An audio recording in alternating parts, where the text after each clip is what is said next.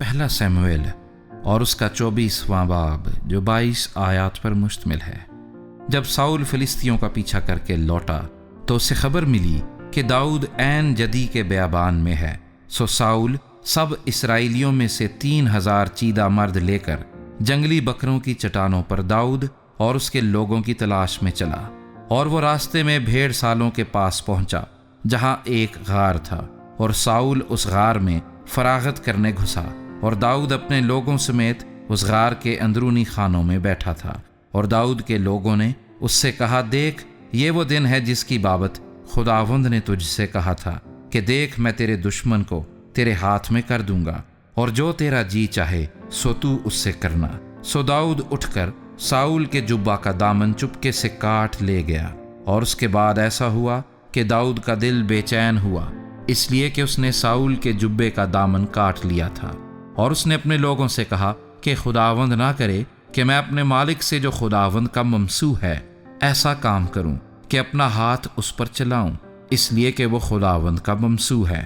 سو داؤد نے اپنے لوگوں کو یہ باتیں کہہ کر روکا اور ان کو ساؤل پر حملہ کرنے نہ دیا۔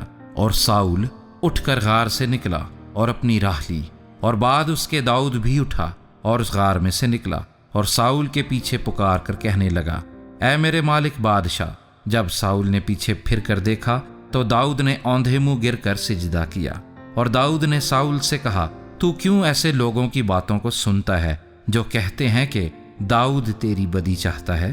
دیکھ آج کے دن تو نے اپنی آنکھوں سے دیکھا کہ خداوند نے غار میں آج ہی تجھے میرے ہاتھ میں کر دیا، اور بعضوں نے مجھ سے کہا بھی کہ تجھے مار ڈالوں، پر میری آنکھوں نے تیرا لحاظ کیا، اور میں نے کہا کہ میں اپنے مالک پر ہاتھ نہیں چلاؤں گا کیونکہ وہ خداوند کا ممسوح ہے۔ ماں سوائے اس کے اے میرے باپ دیکھ، یہ بھی دیکھ کہ تیرے جبے کا دامن میرے ہاتھ میں ہے، اور چونکہ میں نے تیرے جبے کا دامن کاٹا اور تجھے مار نہیں ڈالا، سو تو جان لے اور دیکھ لے کہ میرے ہاتھ میں کسی طرح کی بدی یا برائی نہیں، اور میں نے تیرا کوئی گناہ نہیں کیا، گو تو میری جان لینے کے در پہ ہے۔ خداوند میرے اور تیرے درمیان انصاف کرے، اور خداوند تجھ سے میرا انتقام لے، پر میرا ہاتھ تجھ پر نہیں اٹھے گا۔ قدیم لوگوں کی مثل ہے کہ بروں سے برائی ہوتی ہے، پر میرا ہاتھ تجھ پر نہیں اٹھے گا۔ اسرائیل کا بادشاہ کس کے پیچھے نکلا؟ تو کس کے پیچھے پڑا ہے؟ ایک مرے ہوئے کتے کے پیچھے، ایک پسو کے پیچھے۔ پس خداوند ہی منصف ہو اور میرے اور تیرے درمیان فیصلہ کرے، اور دیکھے اور میرا مقدمہ لڑے، اور تیرے ہاتھ سے مجھے چھڑائے۔